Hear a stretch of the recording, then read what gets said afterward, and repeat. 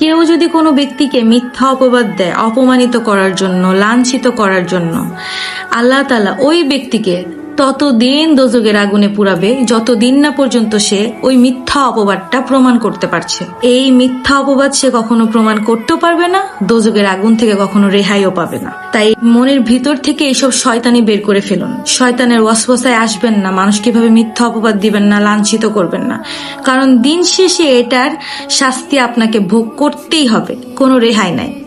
আর যাকে এরকম মিথ্যা অপবাদ দিচ্ছেন তার কাছ থেকে যদি মাফ না চান, সে যদি মাফ না করে, তাহলে আর কোনো গতি নাই, উপায় নাই। আল্লাহ তাআলা তার সাথে যদি অন্যায় করা হয় সেটার জন্য আল্লাহ তাআলা মাফ চাইলে মাফ করে দেয়, কিন্তু বান্দার সাথে যখন কেউ অপরাধ করে, অন্যায় করে, ওই বান্দার কাছে যতদিন না মাফ চায় আল্লাহ তাআলা ওটার জন্য মাফ দেয় না। অন্যায় করার আগে, কারোর উপর জুলুম করার আগে একবার ভেবে নিবেন যে কি করছেন আর এটার পরিণাম কি হবে। কখনোই কেউ কারোর জন্য খারাপ করে নিজের জন্য ভালো করতে পারে না।